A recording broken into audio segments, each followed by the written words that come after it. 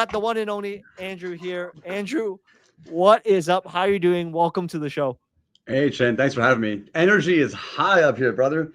This guy you just told me you're like it's nearly midnight where you're at, and then this guy comes in like it's morning. I'm the one sitting in the morning here, and you woke me up. So love the energy. Happy to be here, man. Yeah, yeah. I may or may not have drank a couple of coffees before That's my cure to starting that. this. Yeah. Yeah, but no, Andrew, it's amazing to have you here. It's an honor. And I know you've been going through the media tour and everything. I mean, how's it been? I know you've been going through a lot of podcasts, a lot of live streams. Yeah. Yeah, it's funny because I'm a bit of a yapper, but usually I'm more of the head down guy here. I wouldn't say doing the work; everyone's doing work, but I'm usually doing a lot of the work back here at Claynosaurz, and then Cab is usually the guy who's more prevalently out there. So, but no, I'm enjoying it. It's good. It's fun. We're gearing up for some big announcements coming in the later part of this week, and so the guys have me on a, like you said, press tour, if you will. But as a natural yapper, as you'll see and find out shortly, it's fun. I'm enjoying it. Yeah. Speaking of yapping, and I'm sure people in the audience are wondering, are you on Kaido? Do you do stuff on Kaido? Do you yap about things? Do you get Oh, points? dude, I love these. There's a few of these different platforms, right? And so, yeah, obviously, I'm familiar with Kaido. I think I am on there. I mean, I kind of like dabble. I go in, but then you get busy. Like, did I sign up for that? You know what I mean? Um, so I want to say yes, but I'm not. I'm not a Kaido yapper. I'm not. There's the guys up there on that leaderboard that are really yapping. So I might be on there, but I'm familiar with all these platforms. Cool stuff. I like it. They're good. Yeah, yeah. It's funny because sometimes you're like on a board that you never yapped about, and you're like, "How am I Yeah, on this board again?" yeah, yeah. So There was another one but that came across my desk like not long ago, and I forget the name of it. And I was looking at the UI. I was like, "Oh, this is so cool." It's similar to Kaido, I think. And then you kind of like check yourself. You're like, "Oh, I got some points," or like that's cool. And you have no idea how you got them. You're just like entering for the first time. But no, the ideas are great behind both all those things. It's an interesting sort of like what they call it, social fi, I guess. Social No, fi, yes, yeah. yes. It used to be called. No, actually, it used to be called social fi. Now it's called info fi. But What do you mean? What is it? anyways, Semantics. Semantics. Come yeah. on. Anyways, but we have some people in the chat here. We got Merhab. He said, "G Clay." We Clay, got baby. we got Magikarp. We got Magikarp. Said, "Hey, got repping a sick Claynosaur PFP." We got Yeah. Josh saying, "GM, what is up, guys? Really appreciate you guys tuning into the stream here." But before we start, Andrew, maybe some people might be not as familiar with your role at Claynosaur. Maybe you can give a really quick intro, who you are, what do you do at Claynosaur, and then we can get right to it. Actually, it's my position is almost the easiest for anyone to understand because I'm the CEO of Claynosaurz. But more practically speaking, Claynosaurz is obviously this NFT first brand, and now it's kind of a community first franchise, and we've got a bunch of things coming down the pipeline in terms of mobile game, TV show. We have big announcements coming later this week that are kind of going to expand Claynosaurz into something even bigger than that. Um, so my role is CEO, and then practically given that it's like this big entertainment brand built by these Pixar, DreamWorks artists and things like that. Um, we've got a really great creative team, and that's sort of where Cab comes in, and he leads that alongside all the other things as he does as a founder. And then we've got people in other roles. So in this practical sense of the word, I'm sort of like the business guy, and then I handle all that stuff, the finance, the fundraising, overarching strategy, but driving off expertise of our great team. You're never just sitting here and doing your own strategy in a vacuum. You got to lean on the experts that you have at the firm.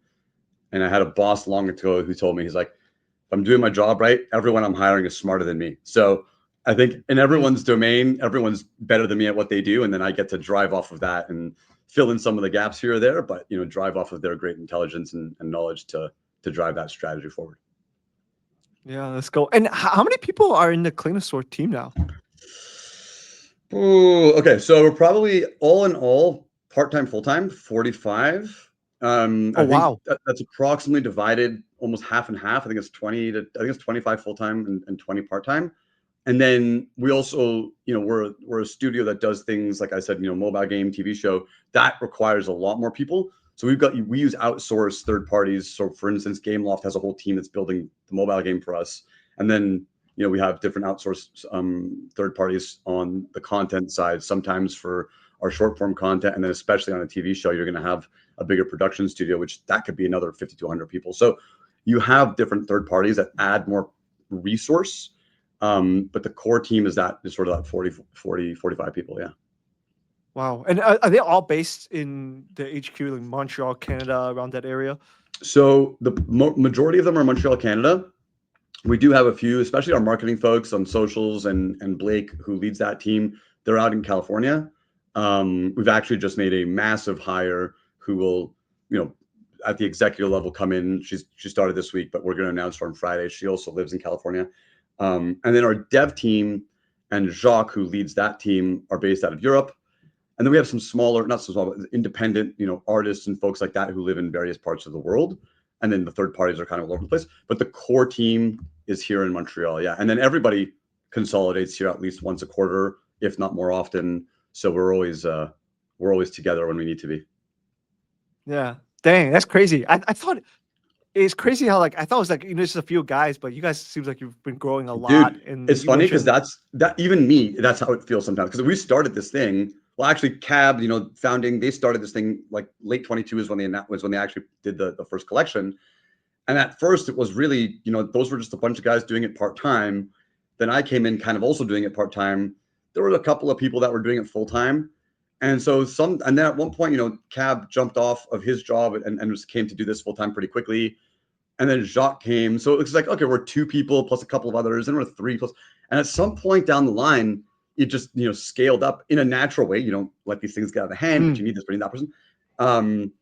And at one point, I literally asked Surat, our head of production, so that's the kind of the person who looks over all of the content team, which is sort of the biggest piece of the team, but organizationally, she's also just far better organized than me. I'm like, do you have an org chart? I know we haven't update the org chart. How many people do you have the company? It's 45. I'm 45 people. What?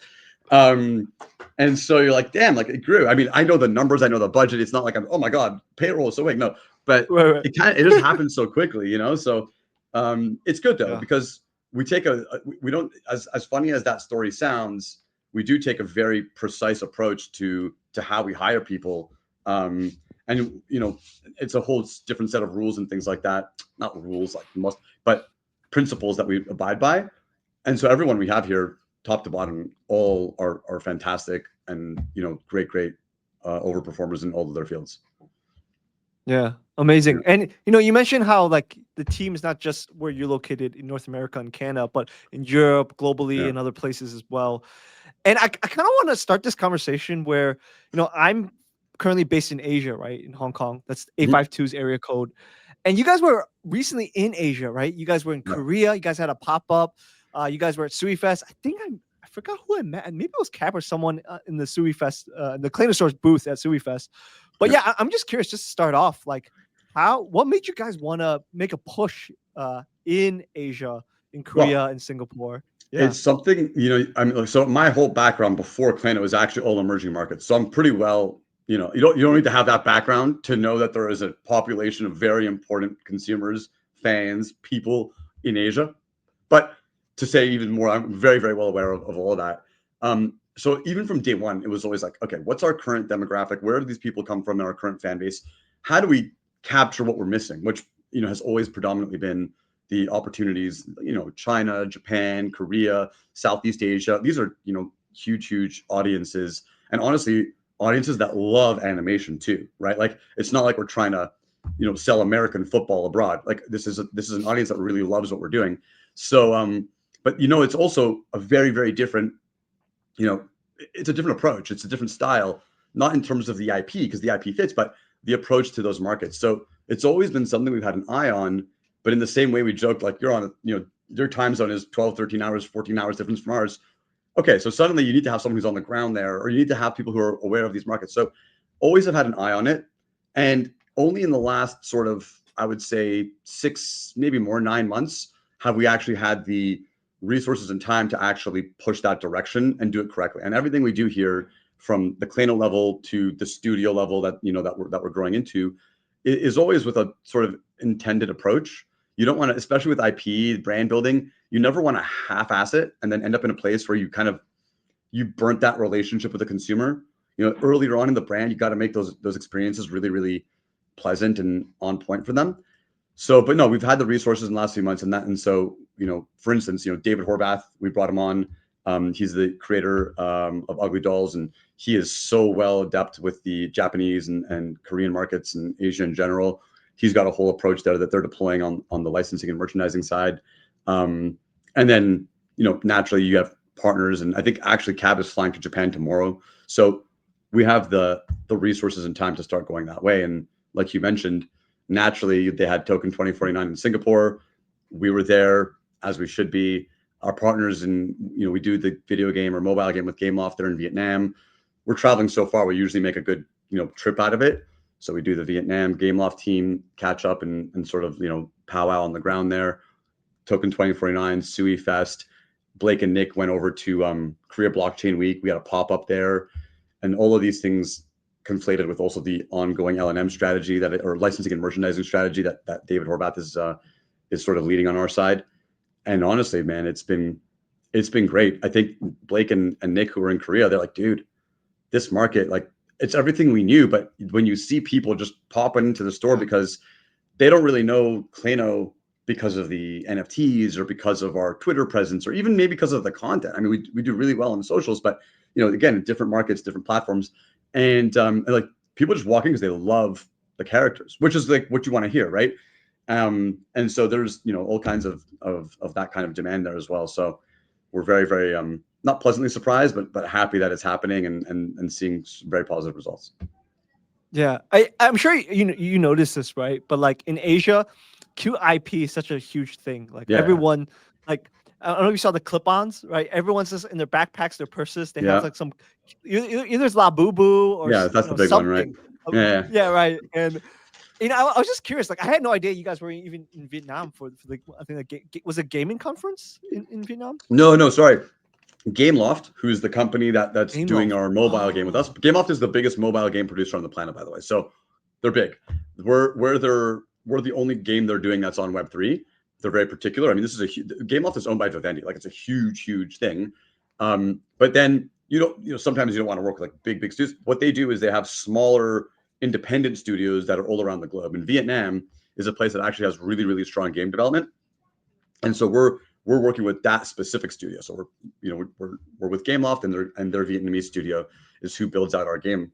And so we were visiting them, kind of like it's a B2B thing, right? Like we're just coming in there doing like these sort of week-long catch-ups. I mean, we're catching up every week, but the real like everyone together kind of thing. So that's what we were there for. Yeah, nice. And then you guys were in Korea, right? And you guys had a pop-up in one of the, I believe it's pronounced Songdu. It's a really hip, or Songsu. It was a very hip area in Korea. And I was just curious, like, how was the feedback? Like, did people just like were just walking around and they see this cute dinosaur and they're like, "Yo, like, what do people loved it?" I wasn't there personally. We had to divide and conquer. So Blake and Nick went up to Korea. Jacques and I went down to Singapore. But I mean, they wouldn't shut up about it, rightfully so.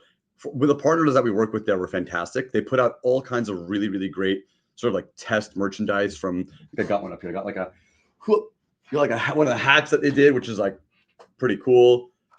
I'm just showing you the one thing I have next to me, but there's a bunch of stuff, and the feedback was so strong in the same way I described, where people just see a cool clay dinosaur character that they vibe with, and they don't know anything else. They're just like, this is a cool character. They come in, they walk in, they buy stuff. The kids came in, take pictures with stuff.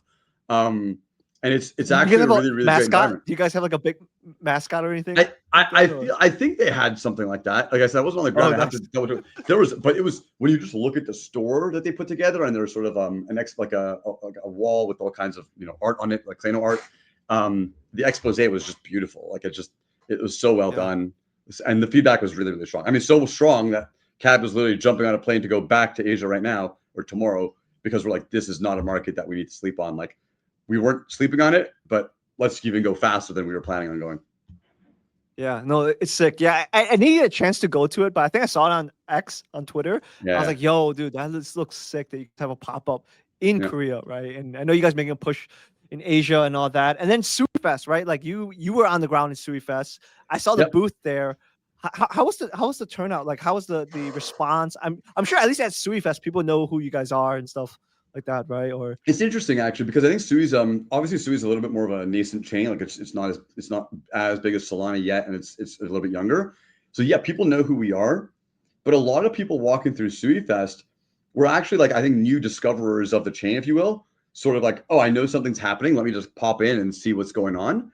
And so a lot of the flow that we got at the booth, and so actually Blake actually flew back to Singapore. So it was me, Jacques, and Blake that were manning that booth all day. A lot of the folks we spoke to, obviously a lot of them knew us, but some of them were just like, what is this? Like, tell me more about what you're doing.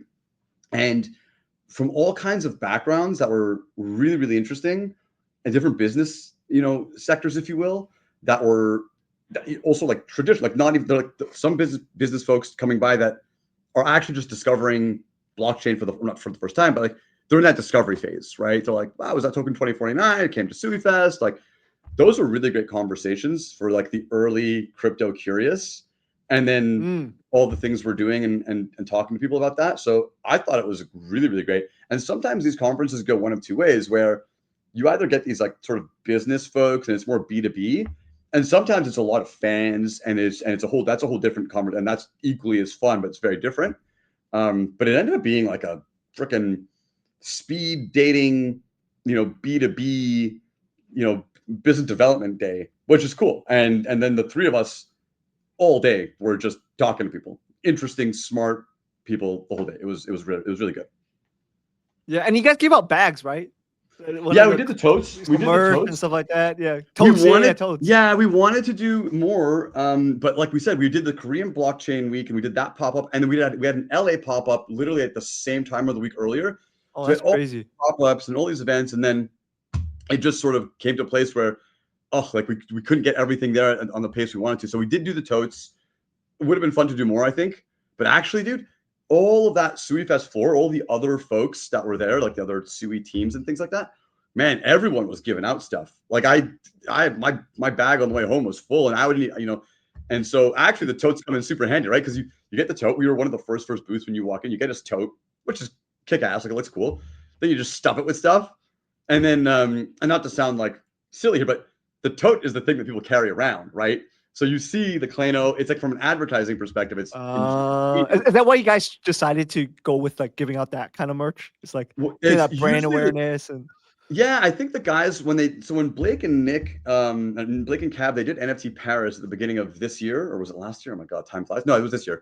And we had a booth there. We did totes, and they were like, oh my god, like this is the alpha, right? Like one, the tote's a great thing. Like it's good, high quality. You bring it home, you can use it for like you go to the market, you go to the groceries. Like it's a really great bag. But two, everybody's walking around now and everyone sees it. It's like walking advertising. And then so they did it in NFT Paris, great success. We did it in Annecy. So Annecy is the biggest animation film festival in the world. So we were in Annecy in the summer, and we had a big party there as well. And the same thing, we gave out the totes. We had extras, so the guys even went out during one of the days and gave out more. So now people are all walking around. And so I think totes is for us like this sort of like default, like just give out a tote. Like it's you get it's like a walking billboard. It's utilitarian. You're at a conference. People usually do need a bag to stuff things in, like more than they realize, So it kind of ticks all the boxes, and so we definitely that's one of the things that that we enjoy doing. But then, dude, merch is fun. The hats are fun. We've done booster packs in the past. So people don't know, like the NFC tap booster pack thing. Not to say we invented it, but we sort of popularized it very early on, like 3 years ago. So we've done a bunch of those things in the past. So, we always like to experiment with kind of improving, like using this blockchain technology. I know a tote is not a blockchain technology, but, experimenting with different things and how do you like push this, how do you push the ball forward in making these brands and entertainment experience and, the consumer or fan relationship, like as strong as it possibly can be.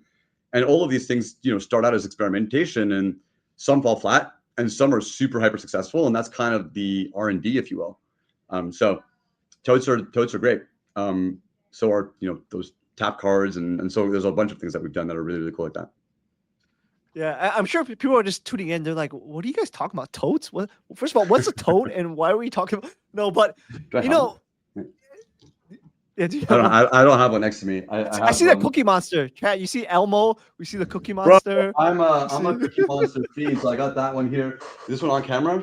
I got another one Yeah, here. you got the Elmo, right? That's Yeah, Elmo's great. Oh, dude, you want to see something epic? I don't know how old everyone is, but this is an original. I have a Tickle Me Elmo, but I also have a Tickle Me Cookie Monster. That's an original, 1996, still in the box. I got a few more of them up here. Not gonna pull everything down. Is it like a fascination with Elmo and is there The fascination a is I love background story cookies. behind it? Yeah. No, I think I'm 36. So when I grew up, Sesame Street was huge. I love those. The characters are great. Um, I've always been a fan of them. And actually, my career before this was heavy front office investment, like structured credit stuff. Worked at like private equity firms and things like that. That's not an office where you're bringing teddy bears in. You know what I mean? Doesn't mean you're not a fan of things, um, Yeah. but then jumping in with these guys, you kind of rediscover these things, and I think Elmo and Cookie Mon, these are like to me like perfect characters, and I think this is one of the Yeah. things that makes Claynosaurz so special is that Mm. what's we're obviously a character brand, like character first brand, and like what makes the character resonate? Same thing as like why does this random person who knows nothing about this in Korea walk into this store? It's because it immediately captures your attention, it resonates, and so on. Obviously, Sesame Street has a degree of nostalgia because I saw Sesame Street as a kid when I was on watching TV or whatever, but it's still like a character that's designed so well that it resonates and people love it, and that's one of the things I'm a fan of. So I've accumulated at some point or another a lot of Cookie Monster stuff. I've got like this thing too. Like Cab got me. Also, the guys at the office, they go to these conferences, like Comic-Con and stuff like that. So a lot of these things are brought back to me by them. Cookie Monster hat. Oh My wow. You my got a wife's Cookie like, "Where Monster are you gonna hat. wear this?" I was like, "I'm not gonna wear the hat. It's my Cookie Monster hat." So I got all kinds of stuff. Yeah, it's fun. It's fun. Yeah. It An kind of homage to matches the kind of character like brands of the past, exactly. Yeah, and now building the character of the future, right? Right, there With we go. Claynosaur Yeah. and that's one thing I was curious about, right? Like, why'd you guys decide, like, you guys go into the Web3 route, the blockchain route, building this IP versus in the Web2 route, right? Like, looking Yeah. at the IP, right? I'm sure people are listening in, they've seen the trailers, they've seen the animation stuff. It's cool. It looks like it's part of DreamWorks, Pixar, and stuff like that. But Yeah. what made you guys want to decide go on the blockchain Web3 to build this IP and stuff? I think so. The quick answer is that it's just a very interesting distribution channel for a creative, right? Like, what are your if you're let's say you have a really cool property idea like Claynosaurz, and there's a bunch of them that aren't even in the light of day yet, but let's say it's Claynosaurz. Like, what are your options? Like, one, you could sort of take all that work that we described. Like, these guys worked on the property for 9 months before they released the NFTs.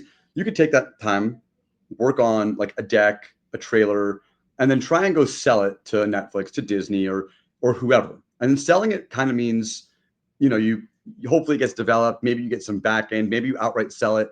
And so that's one potential channel. Very, very few studios are doing any original IP anymore, and that's a highly competitive, like, funnel of people trying to do that. And it includes big studios as well who want to sell their stuff. So you have to have the Rolodex, the relationships, it's competitive, and it's not necessarily meritocratic.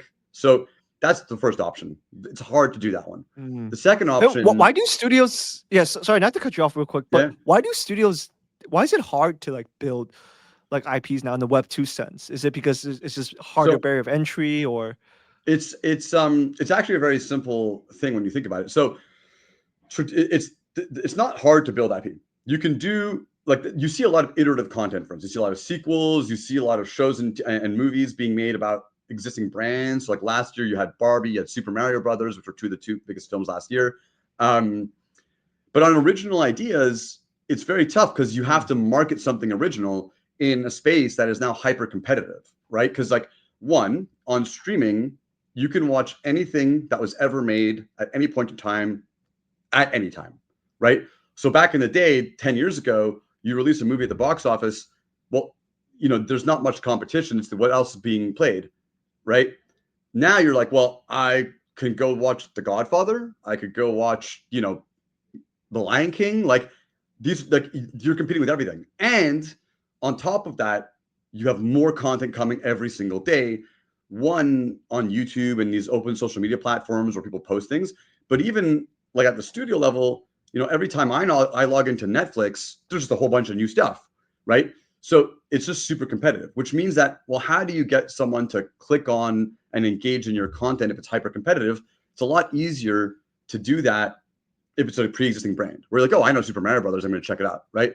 So that familiarity kind yeah. of, yeah. So that competition means that your original content investment becomes a non-investable asset class because you have a risk profile that basically says you got to invest a bunch of money. So if you're doing a TV show or a movie, the budget can be anywhere from, let's say on the low end, maybe $5-10 million, and the high end, could be $500 million, right?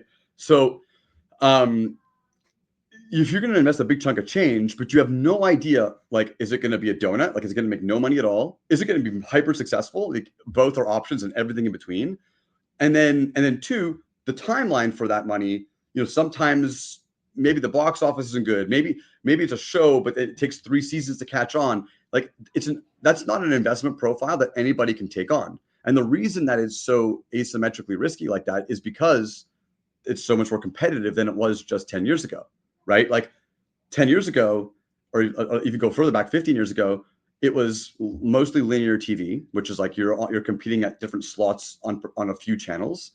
And at the box office, like I said, yeah, you might have 5-10 movies on at any given time, but demographically, like your interests are probably driven into a couple of them at any point in time, and you'll go to the movies twice. So, your box office events had, less chance of failure, and as a consequence of competition. And now streamers, people don't even go to the movies. Also, streamers takes all of your DVD, VHS, like all of that revenue doesn't exist anymore, which used to be like half of the revenue of a project, doesn't exist anymore. So it's just super competitive. It's an uninvestable asset class. And that's what makes it really tough, which is where, going back to the first question, like, why do these guys do it on blockchain? And why don't they do that studio thing? Is like, well, one, the studios are unlikely to do it because it's not investable. Two, even if they do it, it's probably not going to be successful because of that competition. And so what's left is open distribution on YouTube. That's also something that's obviously hyper competitive. And then there's other alternative things. You go product first. So this is where David Horvath is one of those guys. I mean, he kind of understands that you still need a working capital, like you still need money to build products. And then there's digital first. Now, if you're going to do a video game, mobile game, if you're a game development team, sure. Our team happens to be ex Pixar, ex DreamWorks. They've worked, so their skill set was building really great characters, the lore, the story, and so they saw the distribution channel as like, well, digital collectibles like NFTs seem to be a thing, and let's experiment that way.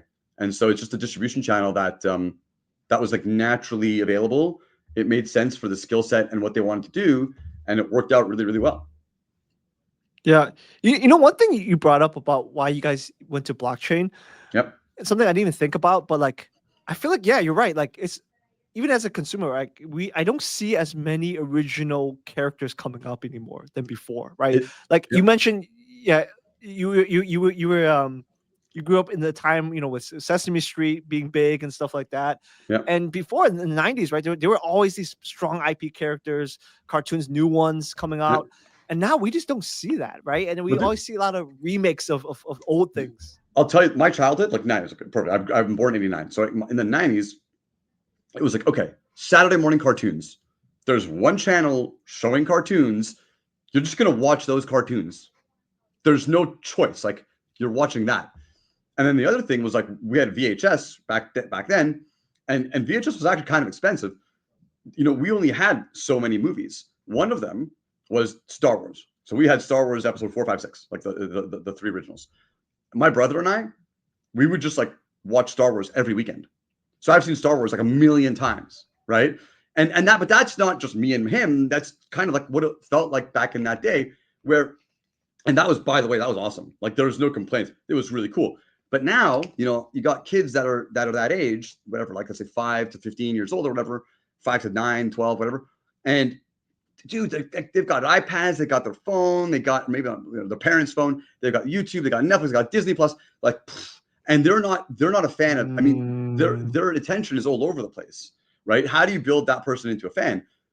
If I'm a fan of Star Wars because I had no choice. I'm a fan of Sesame Street because that was what was on every sort of weekend, you know? You can't just go on So YouTube and all that. right. Back in the Yeah. day, yeah. Yeah. Yeah. I mean, even nowadays, sometimes you Interesting. probably get like, recommendation from friends, right? Like what to watch, which I think is important. And a note for what we're doing is like, that's what you really want to capture when you build out new IP. But when you get a note from your friends, how often does someone say to you, okay, but you just got to get past like the first episode, or you just got to get past like the first 20 minutes? Because people are so fickle now. Like you'll watch something, you click on Netflix, vignette looks cool, you read the description, like, okay, I'll give it a shot. You're like 5 minutes into it, and you're like, this sucks. Like imagine doing that with like a movie like Casino. You'd be like, no one would watch it because you'd be like, this is boring. Or even Lord of the Rings, you'd be like, are these guys still in the town? It's like an hour into it. You're like, are they going to get on with it? You know what I mean? So people wouldn't have the attention for these like epic movies that are so legendary now. You got to literally tell people, dude, you got to stay with it because attention is so scarce. Which goes to the whole point of like Clayno, what we're doing with them, with us, and then the studio is, tent poling your franchise with a movie or a show is actually a little bit ridiculous when it's an original brand that's starting on day one. Like what you really want to do is, in the way that we've done with Clayno, is like, okay, we launch these digital collectibles. People are like, dude, these characters are sick. Like, I love them. Great. That's an early signal that this is something that people like. Then obviously it's Web3. You get all this feedback, blah, blah, blah, blah, what people want to do, what people want to say.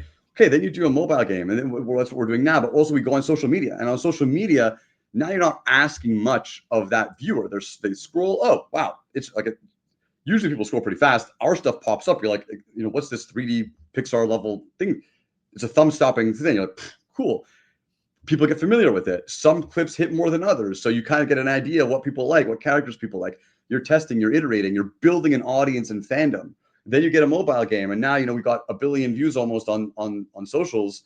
And now you've got an audience that might, convert into the mobile game. And then we do a TV show. So you take a piecemeal approach. And, along that way, you might have brands that fail. And that's fine. But like, you're not going to have spent $50 million or whatever the budget is to do a TV show to only find out that no one wants to watch it after you spent the money. Hence making it this uninvestable asset class. The way we do it is a very investable asset class. So how do you meet capital, capital allocation or capital investment with fan signal or demand for the product? And that's sort of the studio layer, and blockchain is great for this because of the ability to put things through smart contract, escrow capital, and only release when you need to. And I'm not going to get into the whole structure, but it solves for those things. It brings the fans in as well, because without the fans, this brand doesn't exist, right? And the fans are both your marketing, word of mouth, like this very powerful segment of marketing that nobody captures, but they're also adding value. They're also your feedback loop. Like they're just such a valuable part of it too. So this is like what we're building, right? It's a matter of leveraging fandom, treating fans as real contributors to the brand, recognizing that and rewarding them for it, and then coupling that with how do you actually make this asset class investable using that fan signal. Yeah, and I feel like when it comes to Web3, building that fan base, that community, is something that we don't see in Web2 as much, right? Like when It's people so own the foreign to NFT, people, right? dude. It's like it literally is a cult, right? Yeah. It literally is a Well, cult. dude, if you look at like these big studios, I won't put anyone on blast, but it's kind of all the same thing. And it's not because they don't want to, by the way. I think sometimes people say, oh, you think you're smarter than Disney. It's nothing like that. It's just the infrastructure they have is not the same as ours. They're just too big. But yeah, people spend more and more money.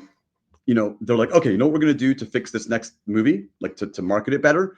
We're going to move from, print and digital to social media. Okay, but what's the social media strategy? It's just paid, right? It's direct pay for a sponsored post or an advertising post, or maybe there's a big sort of influencer and they pay that person, but then that influencer is getting paid, and the way they're directing that piece of content is super immediately people know you're being sold to. And consumers now, my age and younger, we all grew up on TV, on devices. Like we know when we're being sold to. You see a sponsored ad, what do? You flick it. You see an advertisement, you flick it. You get that YouTube thing, you skip as fast as you can. And if you can't skip, you're on your phone. Again, like nobody's watching. When I was a kid, I had to watch the commercials. I didn't have a phone, another device. And the things that were moving on the television screen were still super freaking interesting, relatively speaking. Today, no one watches that stuff. So this is money that is like so inefficiently spent. But then on the social media side, they're like, well, this is the new thing, which is correct. But you can't use the same tricks of just paying for it, right? You have to develop degrees of like authentic marketing. Like you can't just say, oh, sponsored ad. Like how do you have conversations about this IP in a way that is like two-way, it's authentic, you're talking to the audience, they're talking to you. That takes actual work. And the whole sector is built on like you pay for it, right? And so it's not an easy thing to adapt to, because even like it's a PR department's worst nightmare. Like what we do here is we want people at the firm to openly share what they're doing. Obviously, you have to set some parameters. Like maybe let's not share our financial statements. Maybe let's not talk about the twist at the ending of the first episode, because you don't want to ruin it. But let's share what we're working on. Let's share, on the business side, on the creative side, let's share these things. And that builds this authentic marketing channel where it's not even marketing. It's just like people that are fans of the brand want to see this stuff, right? But people at the firm have to be, I wouldn't say trained. It sounds like they're on leashes, but it's the exact opposite. They're all free with a simple statement of like, be reasonable. Don't use your best judgment. If it's something where you're not sure you should or shouldn't share it, probably you shouldn't, but you could definitely ask someone.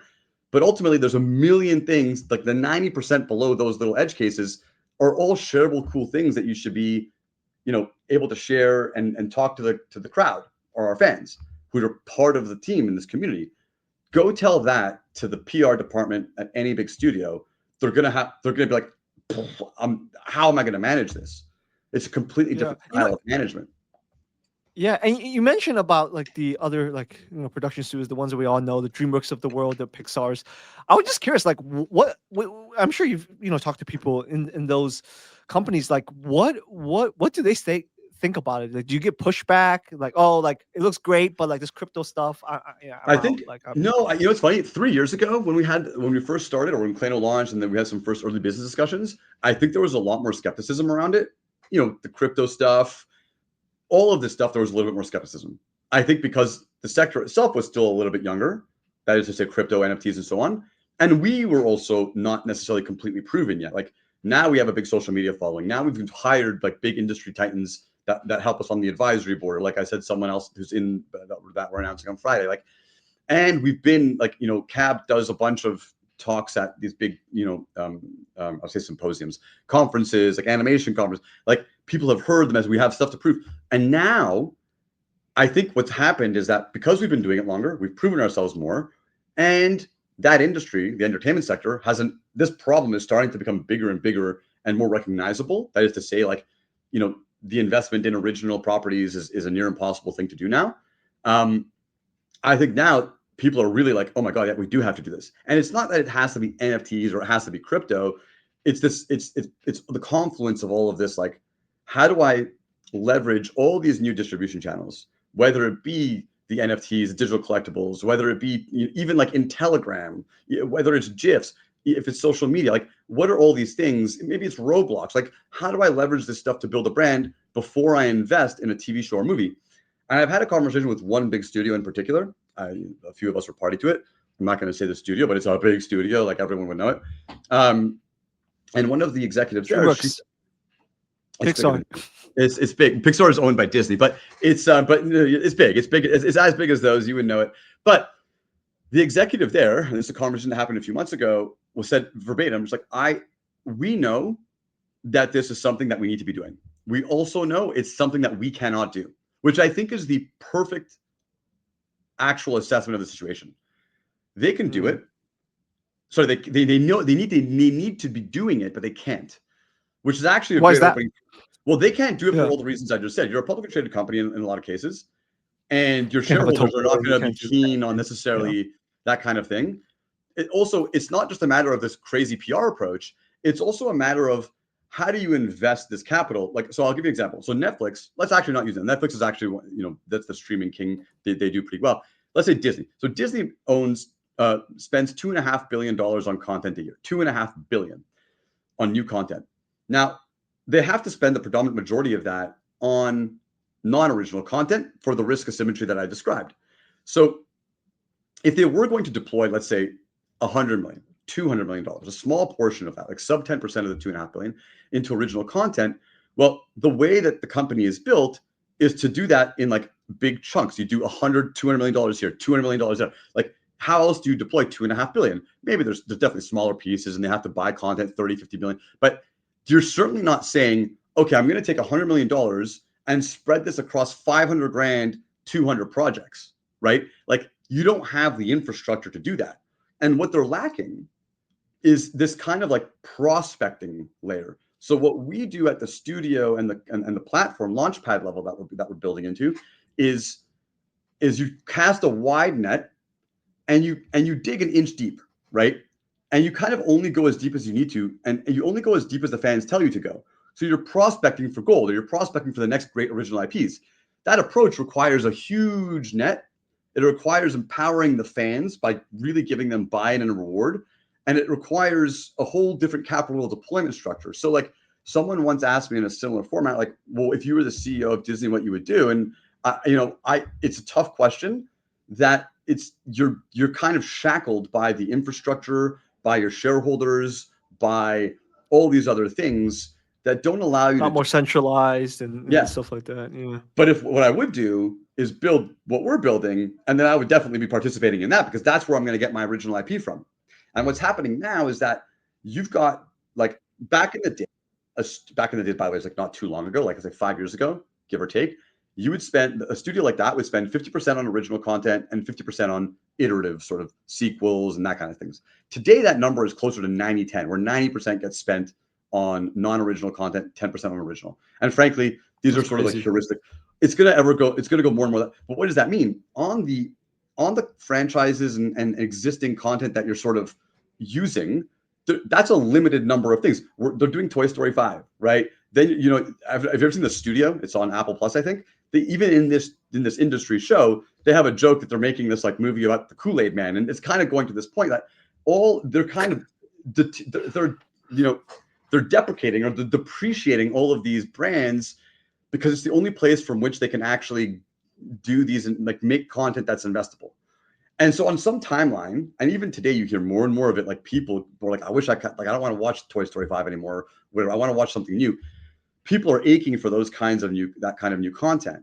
So that's a huge open vacuum of opportunity that is just an uninvestable asset class for them, not because they don't want to, but because it just doesn't make any sense when you're a business of that size from the infrastructure perspective, from a risk and return perspective. It just doesn't make sense. So that's a huge asset class, by the way, because like I said, Disney spends $2.5 billion a year, or this year is the anticipation for new content. Netflix does $3.5 billion. Then there's a whole bunch of other studios. The whole entertainment sector is a $3 trillion market per year. That obviously includes more than just movies and film. It's also gaming and other things. But it's a big number, and there's a whole vacuum where an asset class where nobody is doing original stories, not because there's not demand, because there is demand, and not because there's no original great stories, because trust me, there are plenty, but because the system doesn't work from a traditional economic perspective. And therein lies the beautiful abilities of what blockchain and crypto can do, which is navigate and recreate markets to deploy capital in a more economically sensible manner that is not counter to traditional economics, but is just not feasible with the infrastructure that existed previous to it. And we have a very eloquent solution that solves for this and captures this massive asset class, which is spending at least 5 to 10 billion, that would love to spend, let's say, $10 billion a year on original content, but is not. And that's just the original content part. That's not all the other things that this thing can do. So yeah, I lost track of the question, Chin, but I kind of went on a tangent here. So no, you're good. No, you're good. I mean, chat. Let me know, guys. What do you think? What do you think? Because definitely, Andrew, like even this last like 30, 40 minutes, like the passion you have, right, for IPs. I mean, look at your background, right? You have Cookie Monster, you have Elmo in the background, you have a rare Cookie I have Monster Claynosaurz hat. too. So I got the Claynosaurz here. I got like an app race from yes, Toronto. yes, you have Claynosaurz. Yes. Yeah. We've got Claynosaurz. Come on, I forget about Claynosaurz. We want No, but we want awards too. Come on. Yeah, Webby yeah.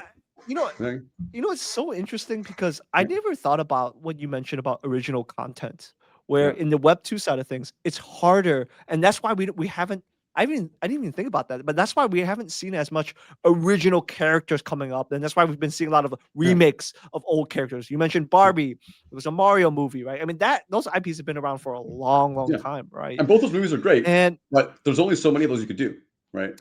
yeah, and then for new projects, right? And people trying to build new characters, new ideas, right? It's like so hard to enter this Web 2 side of things. Like if you guys, I'm sure if you guys were enter, like you said, it would take you 40, right? You mentioned $40 million in order to find out if people actually like your show or not, because It you have to depends on launch it on the, the yeah, it depends what you're spending on it. I mean, you could do, a show maybe for $5-10 million.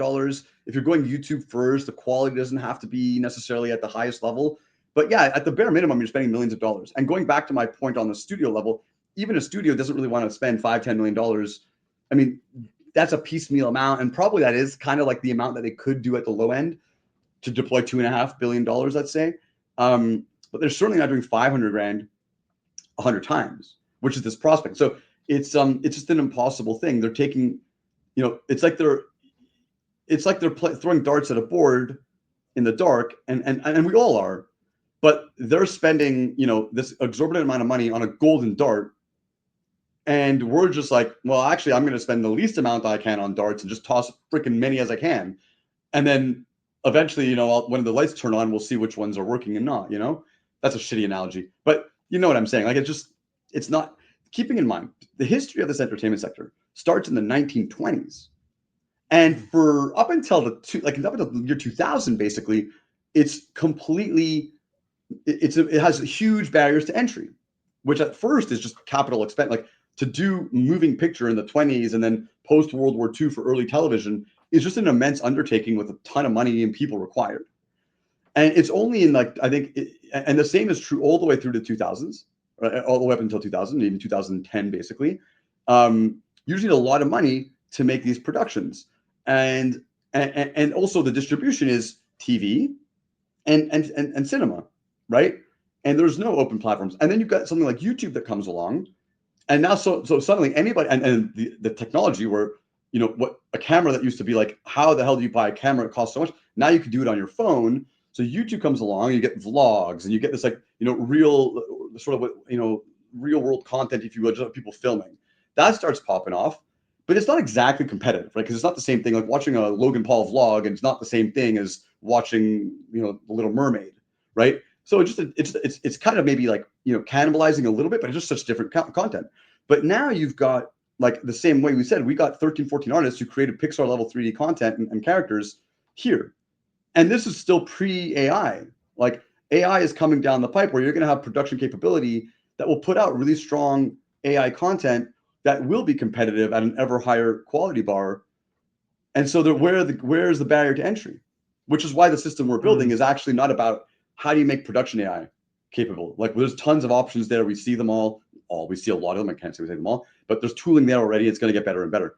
The real question is the second degree question, which is not how do you make the thing, but what should I be making, which is what this fan intelligence system is, right? That's the most powerful tool that will exist when you're trying to figure out what brand do I build next. And it applies itself to the entertainment storytelling part that we're focused on and animation, but it also applies itself around all of entertainment. It also applies itself in gaming. It also applies itself in brands, whether that's lifestyle, clothing, whatever. It applies itself across all these avenues. So the potential inertia behind that tooling is really, really strong into the future. Yeah. Do you feel like the all IPs, even the existing ones, will somehow in the future do something with the blockchain and stuff like that, given kind of what you've been saying? I think so. I don't think that every IP has to be on blockchain, right? Like, I think that it's empowering for what I'm describing, right? Like, that is to say, if you want to really consider the fans and what they contribute, this is like so new from an economic perspective. Typically, you have a company that wants to create something and the people that invest in it, right? And what we're saying is like, well, actually, for this subjective asset class, you actually need people who are going to like it, that there's demand, because we can say this is kick ass all day, but it's not like a software or something like that solves a problem. It's a story that we think we like, but you need more people. So you're basically saying to yourself, well, the creative team gets part of the pie because of their contributions. It's their idea, it's sweat equity. The capital gets part of the pie because they gave you money. But we're saying, well, the fans should also get part of the pie. The earlier fans who discover and perpetuate the brand should also get part of the pie. And in order to do that, I think you need to have full degrees of transparency in terms of how that methodology works. Also, the data aggregation on what contributions are valuable, what aren't, is super powerful for this fan intelligence system. Blockchain is incredible at aggregating and distributing data. And I think it's important for those reasons. And without the blockchain, you can't do that, right? Moreover, even if you think about what I was saying earlier, part of the system is like your capital investors. Well, they want to invest, but only once they know that there's audience there. But the creative team is not going to build a little bit, then go raise, then build a little bit, then go raise. So you've got to create a structure where it's like, I'm prepared to commit money, but I only want it to release when I know that there's audience signal. So that whole thing, could you do it technically on land, so to speak? Yeah, but then you have to have administrators. You have to have a collection and escrow accounts. All of that stuff becomes so noisy. It's a barrier to entry in and of itself. But with smart contracts and blockchain technology and full transparency that comes with it, and the ledger, like that can all happen very seamlessly. So it empowers all those things. To go back to your question, if I'm Star Wars, do I need to go on chain to solve this? No, because Star Wars is already a huge, huge franchise as it exists today. Is there places where you can create products that do really well on blockchain? Absolutely. But you already have the fans. The same is true of probably a lot of big brands like that. But for brands, or even brands that are sort of in this mediocre state that could be or not be big, this is like a really great way to, I think, help yourself grow and have honest feedback from an open community. And from a creative perspective, going back to the options, I'm gonna have to run after this, Chin, I apologize. But going back to those options, like, oh, can I sell it to a big studio? Can I go put it on YouTube myself? In this option, you get full transparency on why you might have failed. And it's all open, transparent, it's on chain. You'll see, oh, the fans didn't like this, or this is what I did that they didn't like versus I sold my idea to a big studio, then they never made it. I sold my baby, I never saw it come to life. Or I sold it, it went to market, but it was mediocre and I don't know what happened. Or it was successful. This is a real thing. It was a successful launch. Box office numbers look great, but I got no money because the waterfalled out and there's all these opaque costs. Like, nobody wants to trust that system. So trust is a huge thing.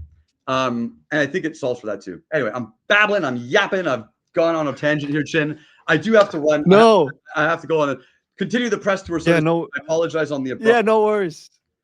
No worries, Andrew. Really appreciate Andrew you being here. I was gonna go into your background, but maybe we'll save that for part 2 later on. Hey, you want to do a part 2? I'm more than happy to do it. I can tell you a whole story of my background. That's another hour and a half. You guys. And maybe we have you in the studio. Maybe if in Hong Kong? In Hong Kong, we can do it. I'm more than happy to get down there for it. Amazing. But Andrew, really appreciate you being here.